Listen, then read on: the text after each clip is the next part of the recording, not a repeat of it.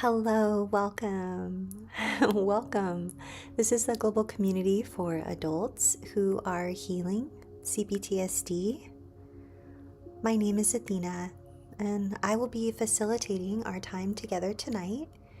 We are on week 27 of our peek into Pete Walker's most recent book titled Holistically Treating Complex PTSD, a Six-Dimensional Approach. And I'm excited. Actually, I moved my desk and the book is across the room. So don't you love it? This is live. This is a live event. I'm just going to go grab the book and I'll be right back. But if this is your first time hearing my voice, welcome. As I said, my name is Athena. We have all been gathering together here for almost 12 years, about once a week. And we do different things, but mostly it's all about adults coming together, finding a felt sense of community, where we can experience a group of humans who have a similar lived experience, who are healing repeated relational trauma, usually beginning in childhood. Not always, but usually. And we share what works in our healing journey and what hasn't been working. And we connect with one another in the chat box here, 7 p.m. Eastern on Mondays. And yeah, it's always free and you're always welcome here. And if this is your first time hearing my voice, I'm definitely I don't edit these. I just sort of show up in my raw, real form. So there will be a lot of ums and ahs and the occasional rant, but typically I come here to share space with our community, and my goal is always for you, our community, including you who may be finding us for the very first time. My goal is for you to feel safe enough as often as possible, for you to experience warmth, acknowledgement, validation, for you to feel over time, in your own time, that you can share in the chat box if it feels safe enough for you, so that we all may sit beside you and warmly witness you and your process. We honor you, we honor your journey, we honor your process. And we want to fully acknowledge that while we are not you, and we might not know what it feels like to be you, many of us have a similar lived experience to what you might have experienced, and we want to fully acknowledge that. You're unique. There are 8 billion different ways to heal, and yours is different than mine, and his is different than hers, and theirs is different than all of ours. But one thing is for certain, that when you come here, we would love for you to feel seen, heard, valued, understood, and experience a sense of belongingness and community, if that's what you're looking for. And for you to walk away from this space having experienced a felt sense of empathy. And if you're okay with all of my imperfections and just realness, then great. We look forward to you being here with us in all of your own imperfections, and we are grateful for your presence. So with all of that being said, I will come back and say hello to each of you who are here, but I want to go grab the book because it's across the room. So I'll be right back. 1 second.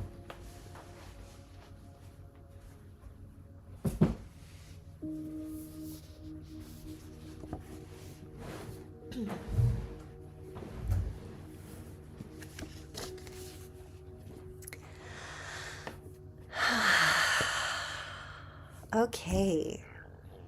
Hello.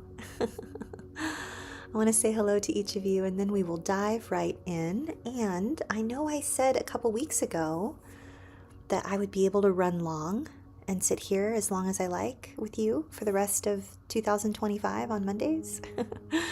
but I'm actually covering for someone tonight. We have a new call facilitator. Oh, this YouTube channel is sponsored by the Foundation for Post-Traumatic Healing and Complex Trauma Research, and we have a community away from social media. If you're interested, there is a link in the chat box, in the description section, and in the pinned comment. So we have 2 calls a day every day. And tonight, on our 8 p.m. daily recovery support call, we have a new call facilitator. His name is Sid, and he happens to be traveling right now. So I am going to need to scoot and leave this beautiful, lovely conversation and log off, grab some water, regulate, briefly prep, and then go and spend time with our community for daily recovery support. So we're going to end tonight in about 30 minutes. So I'm going to say hello to everyone, and then we're going to dive right in, and we're starting tonight. We're on page 392 at the beginning of chapter 12, and we will probably, if I'm hoping we can make it all the way to page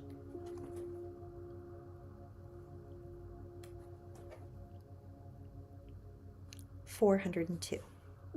I know that's really ambitious for me to want to be able to do 10 pages in 30 minutes. Because I'm going to go off on some sort of tangential sort of thing, but I'm going to try. But first, before we get started, I just want to say a warm welcome and hello to you, Brave Vanessa, Jeffrey, Candida, John Harvey. Special thank you to John Harvey and Jeffrey Sherman and Ninja Taco, our Blue Wrench crew, for showing up here, keeping our chat stream safe enough for our community. Ninja Taco is not present tonight, but sends hellos and highs and snacks, and has a family event. So we miss you, Ninja Taco, and thank you for letting me know so that we wouldn't all be concerned. Warm welcome to you, Nadine and Kitty. And let me see, did I say hello to Candida? I hope I did. Hello, Candida. And hello, Marzui. And hello to anyone else I didn't greet by name. I'm so grateful to have you here with us. Thank you all for your presence. May I check in with you, please, and ask you how the volume is? I want to make sure the volume. I know I don't see Craig or Jennifer or Karen or Mary or Greg. But we're here. We're thinking of you. I don't see Kate. I don't see Natalia. But we're thinking of you. And we're glad that you're here. Thank you for letting me know the volume is good. All right. So we are going to get started, and this is a chapter and subsection titled Helpful Handouts for Clients. And for those of you who are fellow practitioners here, these are excellent. I've given them to my clients. And for those of you who are fellow survivors like me, these are for us. So the first of the helpful handouts, the first of the 5 that Pete is recommending here, which is very helpful for me. I don't know about you, but my CPTSD brain doesn't let me know where to start. Like once I get going on something or I have a framework, I can absolutely do the thing, but I don't know where to start sometimes. So this is a list of 23 suggested intentions for trauma recovery for those of us who are healing what we believe to be CPTSD symptoms. Here we go. Pete says, page 392, here are normal and safe wants and needs to wish and hope for, to cultivate with relational, behavioral, cognitive, spiritual, emotional, and physical energy. I'm just going to pause really quick and say, I love it when Pete says something is normal and safe, and common and expected, or like just the normalizing, very regulating language that he uses, because I don't know about you all, but when our trauma begins before our first cognizant memory, we don't really know where to start, or what's normal, or what's safe, or what's common. We have no effing clue, at least I didn't. So I love when he uses those words. He says, as usual, focus on the ones that most appeal to you. Skip the ones that do not feel right for you or that you do not feel ready for. Number 1, I want to develop a more constantly loving and accepting relationship with myself. I want an increasing capacity for self-acceptance. Number 2, I want to learn to become the best possible friend to myself. And for any of you who are note takers, if something sticks out to you, or you have a favorite, I would love for you to type it in the chat box and let me know, because I already know I'm going to have some favorites, right? Like, I literally just sent one of my girlfriends today, who also happens to be a helping professional. In fact, she's an EMDR, like EMDRIA, like clinician, and like she's super fancy with all the letters after her name. And I literally had just messaged her this morning saying, hey, I'm leaving this here for you, this message, because I want some accountability. I'm not a New Year's resolution type person, but I really want to develop a more kind and accepting, gentle relationship with myself in 2026, and really encourage myself to follow through with some different ways I can show up for myself on a regular basis creatively, even if it's just for 1 or 2 minutes a day. I really want to become more accepting and increase my capacity, and just like, I need that, like, for my relationship with myself. And that was number 1 on Pete's list. So I was like, hey, wait, whoa, I just did that. So that's very affirming. So, and then number 2 was, I want to learn to become the best possible friend to myself. Number 3, I want to attract into my life relationships that are based on love, respect, fairness, and mutual support. Number 4, I want to uncover a full, uninhibited self-expression.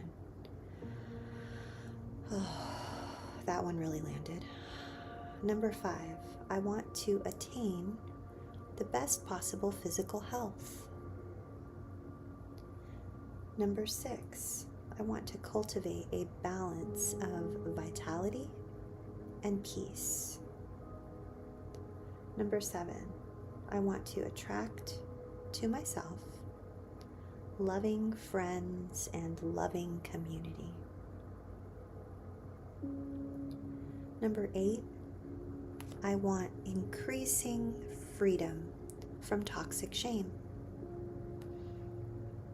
Number 9, I want increasing freedom from unnecessary fear. Number 10, I want rewarding and fulfilling work. Number 11, I want a fair amount of peace of mind, spirit, soul, and body.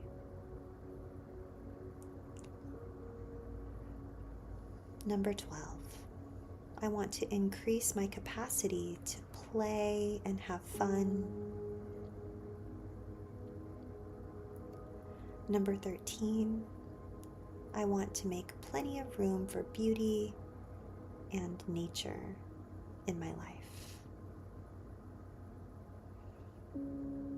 Number 14. I want sufficient physical and monetary resources. Number 15. I want a fair amount of sleep. Oh, wait. That wasn't what he wrote.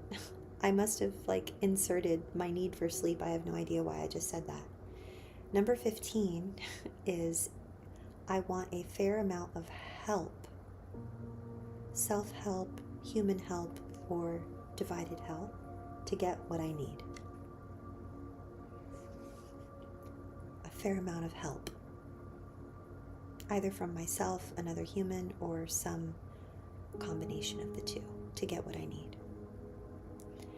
Number 16, I want God's love, grace, and blessing.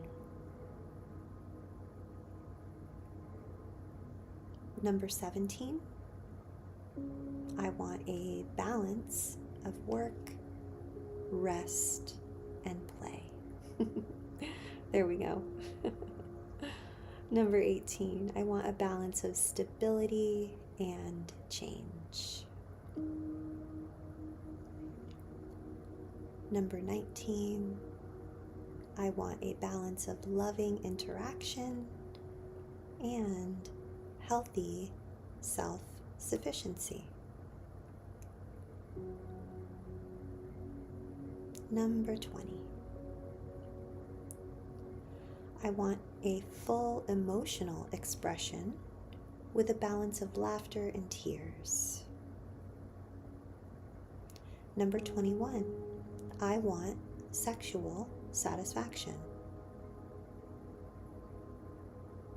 Number 22, I want to find effective and non-abusive ways to deal with anger. And number 23, I want all this for each and every other being.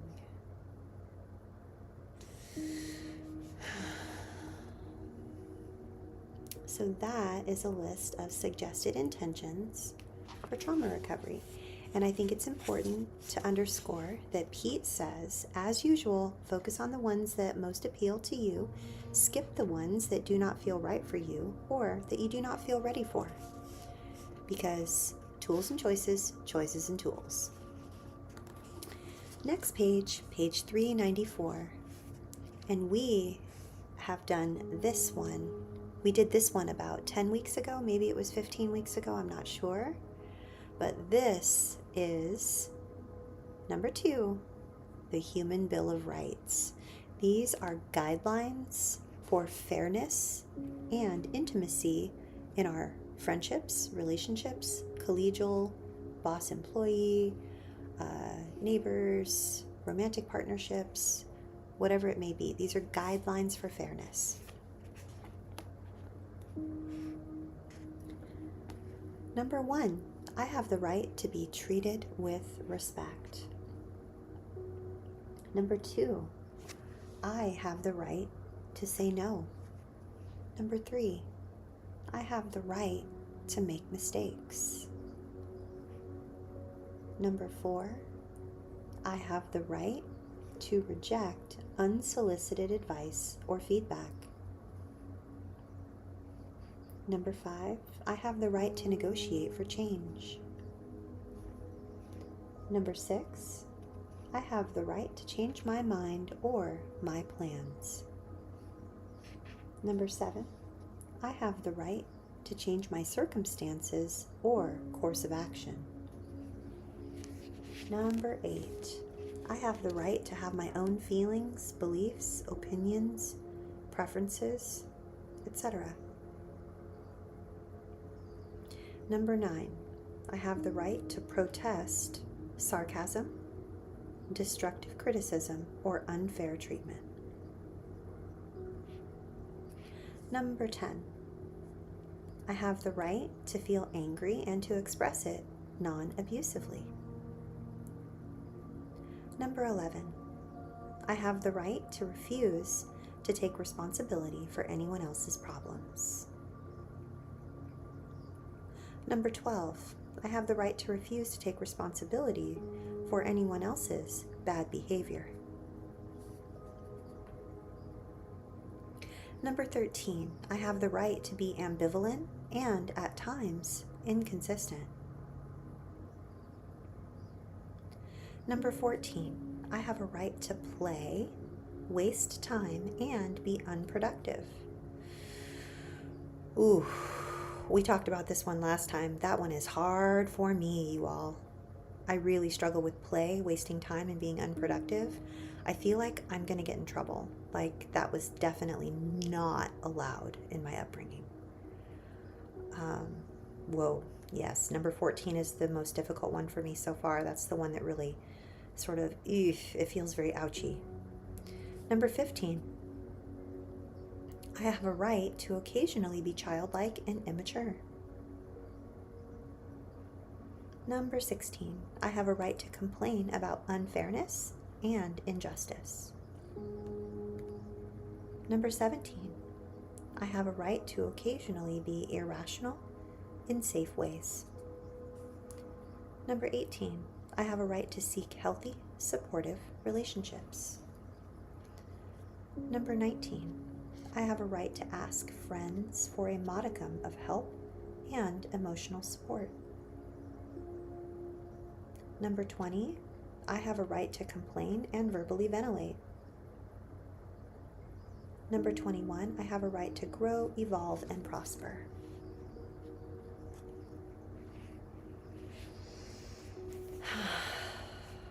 Yeah, number 14 was the most difficult one for me. I have a right to play, waste time, and be unproductive. Oof.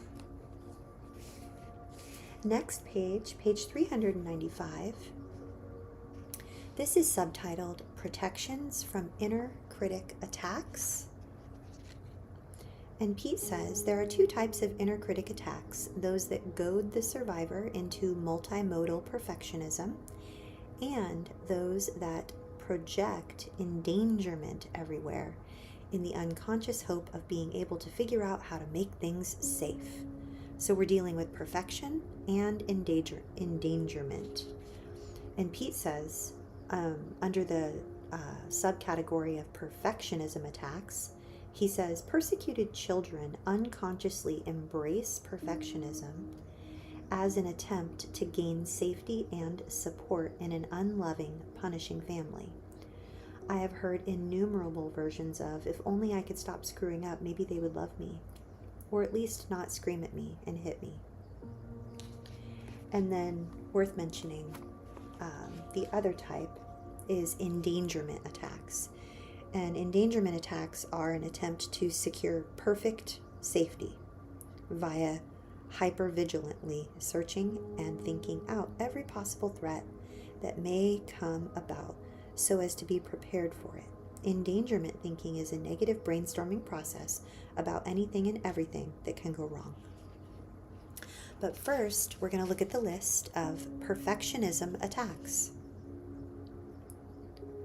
All or none, black and white thinking. I reject extreme or overgeneralized descriptions, judgments, or criticisms. One negative happenstance does not mean I am stuck in a never-ending pattern of defeat. Statements that describe me as always or never, this or that, are typically grossly inaccurate and often delivered by narcissistic control addicts. Oh, the first one was perfectionism. My perfectionism arose as a salvation fantasy, which became a self-persecutory myth.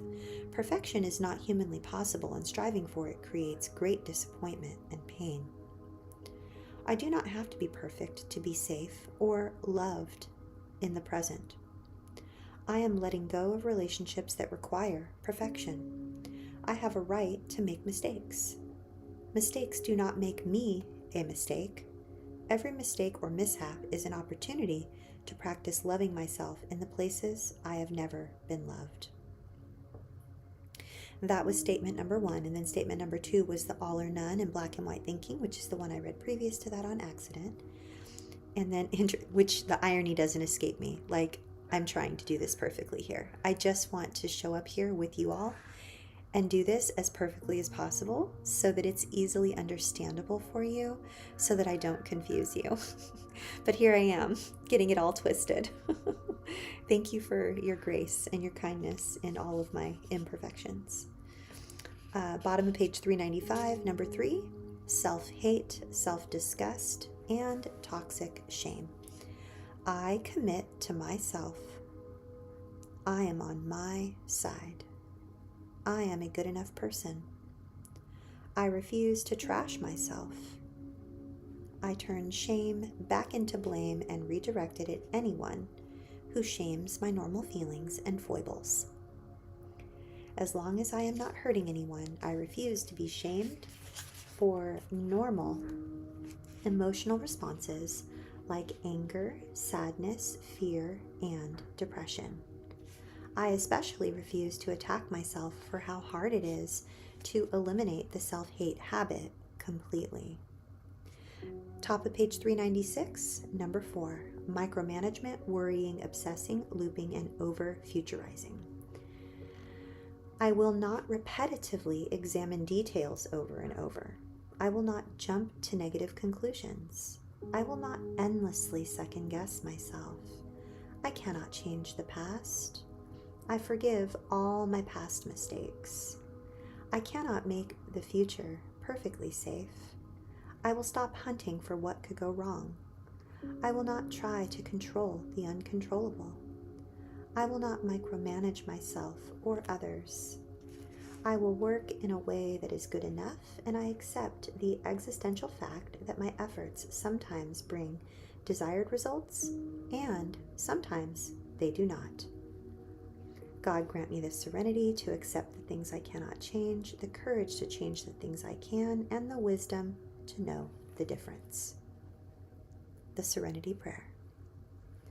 Number 5, unfair, devaluing comparisons to others or to my own most accomplished moments in the past.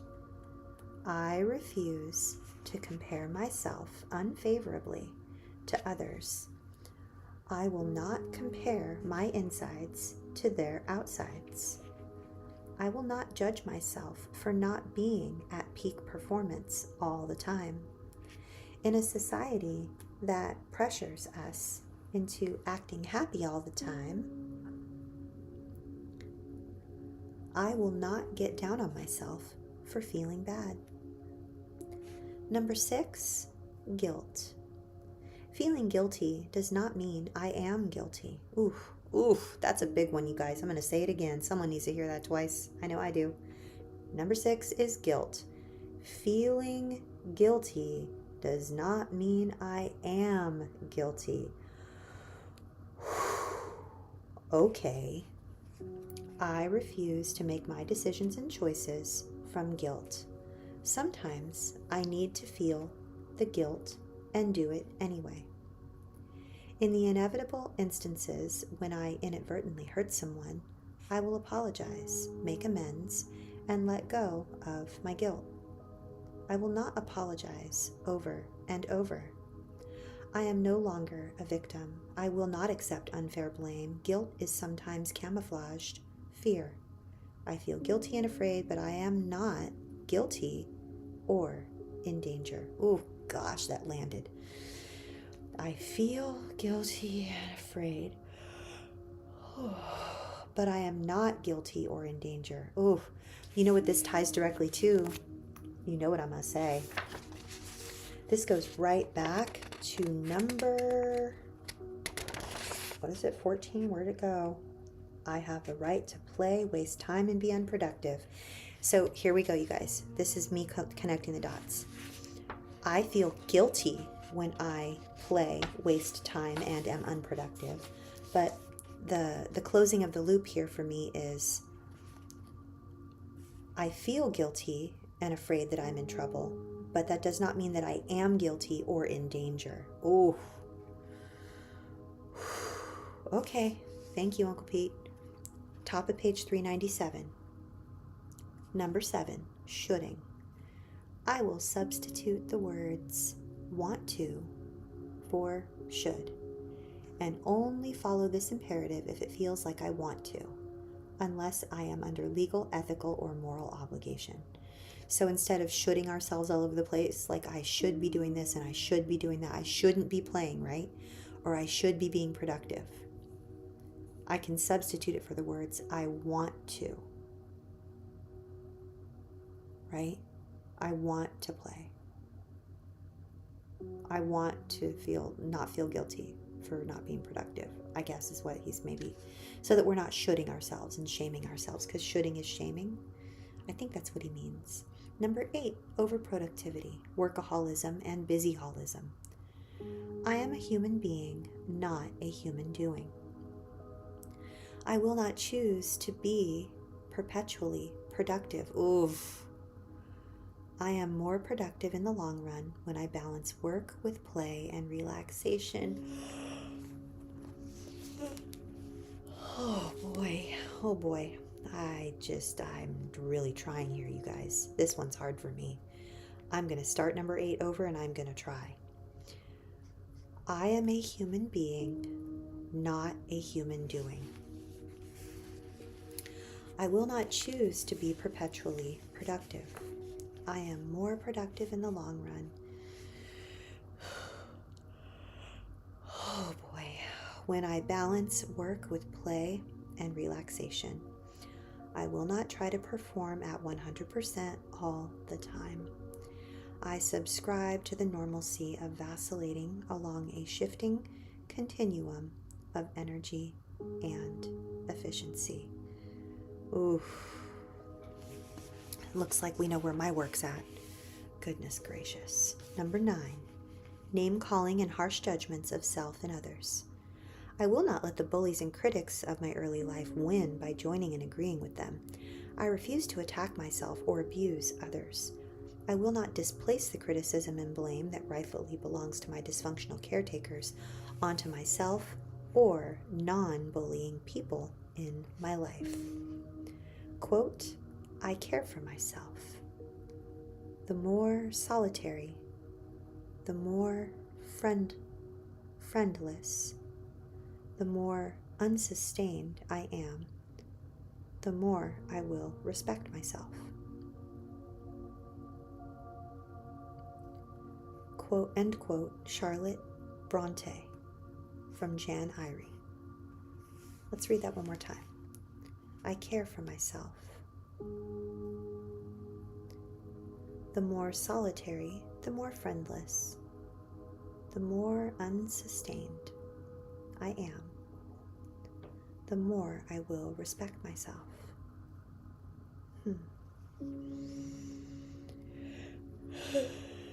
I don't know about that one. I'm not sure. That one's hard. I'm going to have to think about that one. So, now we are on endangerment attacks.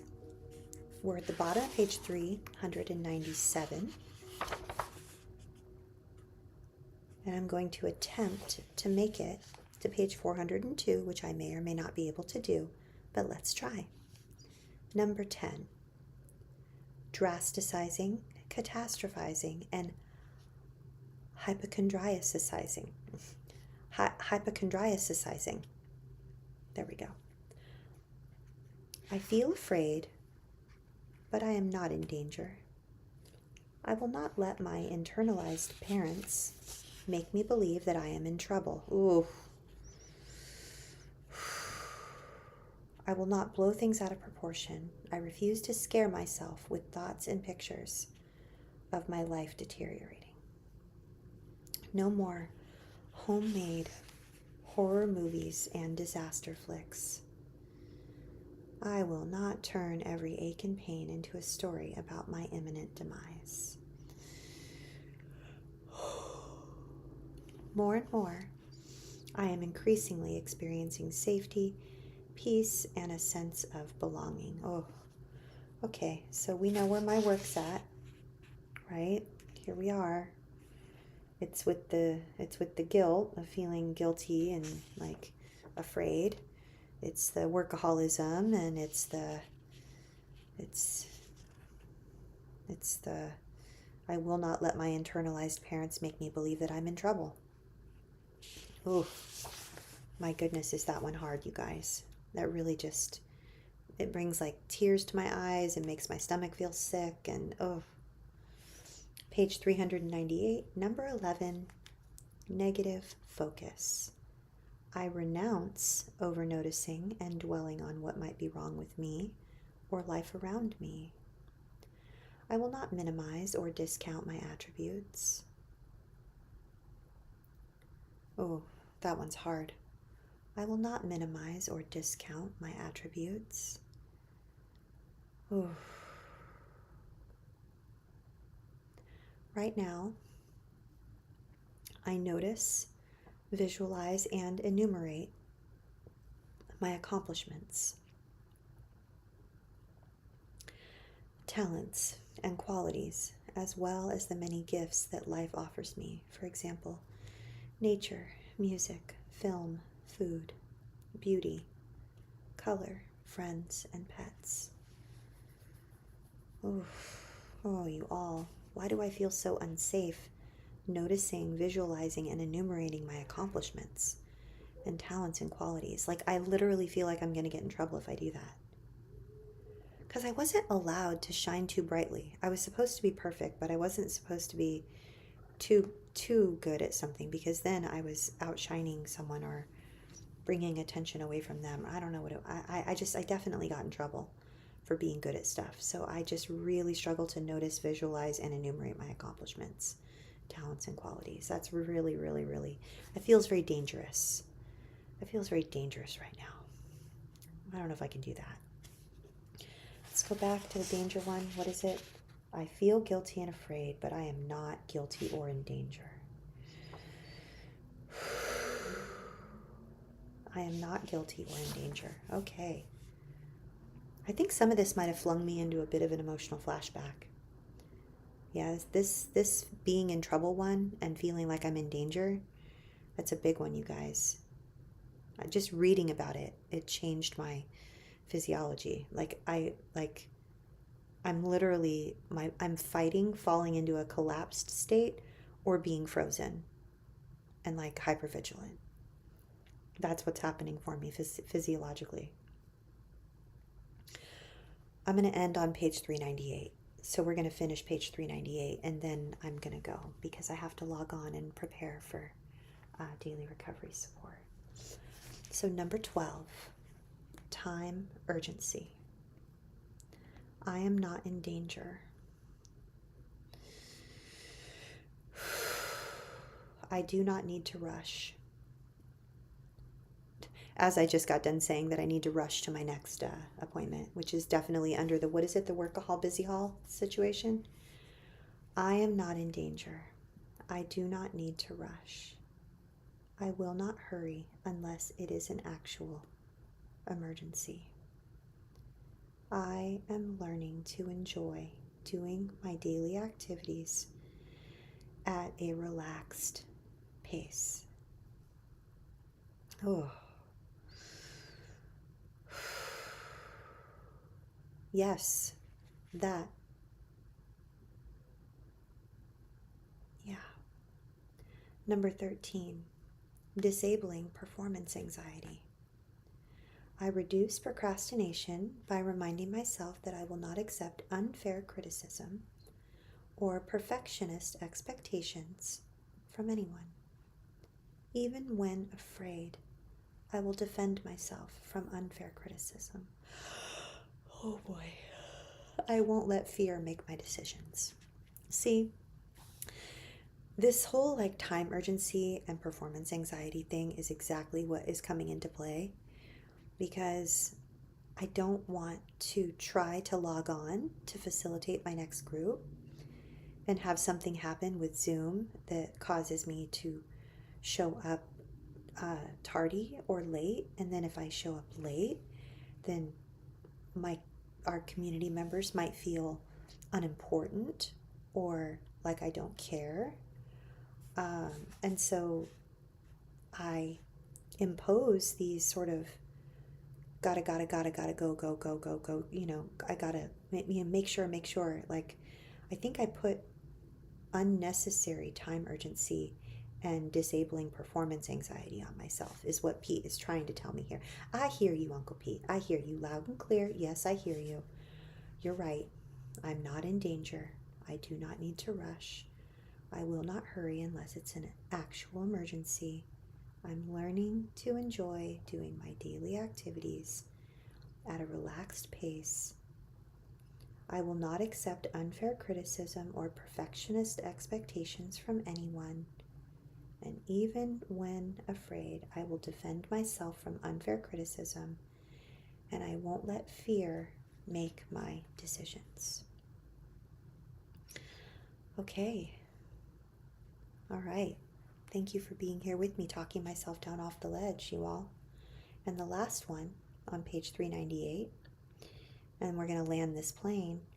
The last one is perseverating about being attacked. Oh boy, I feel it. This is probably where it all comes from. Are you ready? Pete says, unless there are clear signs of danger, I will thought stop my projection of past bullies and critics onto others. Okay. This is true. Our community is not filled with bullies and critics. They're just not. They're the most amazing, wonderful human beings alive on planet Earth, you know, because most of you are here. And Pete says, the majority of my fellow human beings are peaceful people. I have legal authorities to aid in my protection if threatened by those who are not.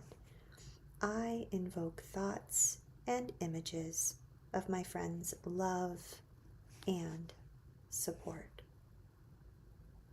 I'm not going to be attacked. I've been late to group before. I facilitate daily recovery support on a very regular basis for years. I've done it thousands of times, literally thousands.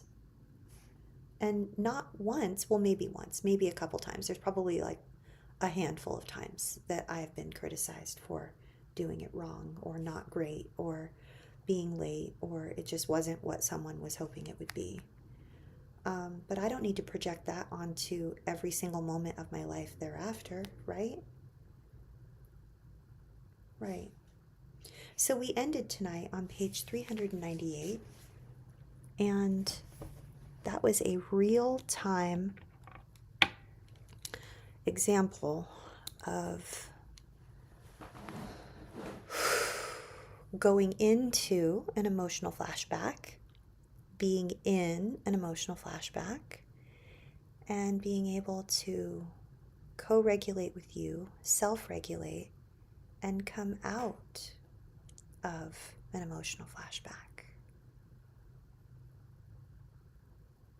Yeah, we did it. We did it together. Thank you all so much. Thank you for holding me. I feel very held in warm regard. And for anyone who's new here, hello, Nick. We warmly welcome you. So glad you're here. And yeah, so I feel very held in warm regard. I feel very regulated, calm, neutral.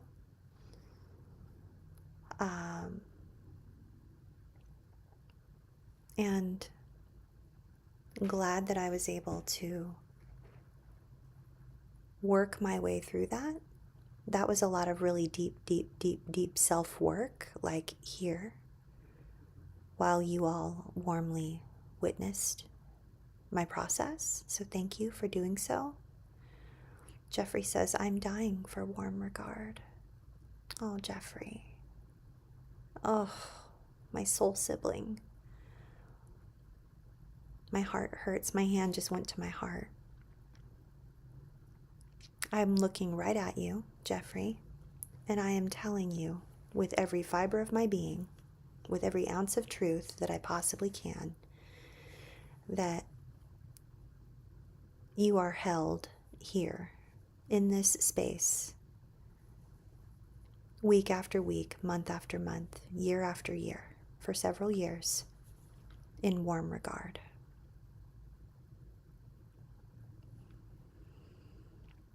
And I am right beside you. And whenever you would like warm regard, please know that you can reach out to me, because you deserve that, because you're worth it.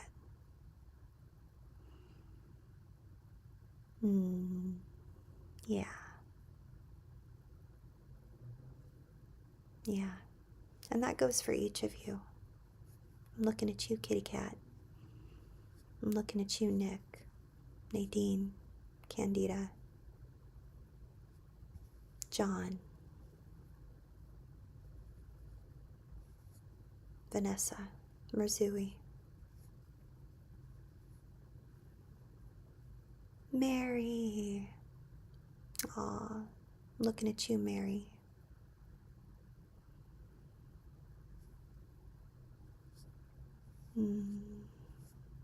Each and every one of you. If I left anyone out, it was unintentional, I assure you. I'm looking at you, Lisa Marie.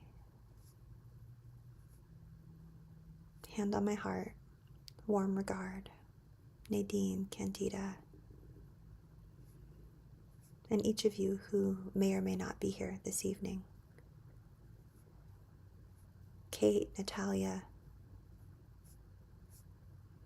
Greg, Ninja Taco, Craig, Jennifer, Jen,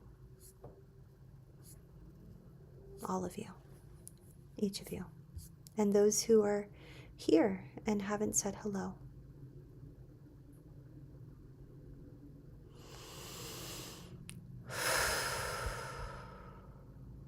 Thank you.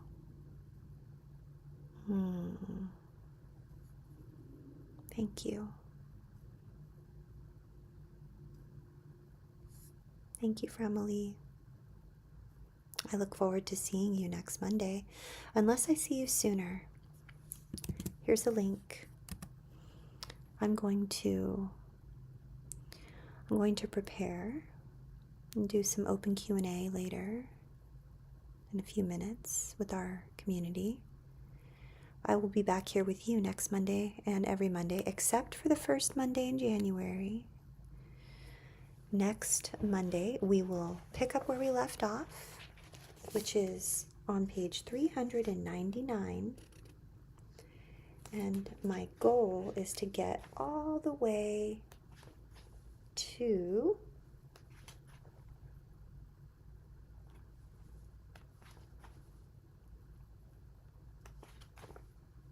.411, which may or may not happen, but I think it will. So we're going to do 12 pages next week. That's the goal, 12 pages. So please be extra kind and patient and gentle with yourselves, because you're worth it, as Jeffrey would say. Thank you again, John. Thank you again, Jeffrey, for moderating the chat stream. And thank you to each of you for your presence. I will see you soon. Good night, everyone.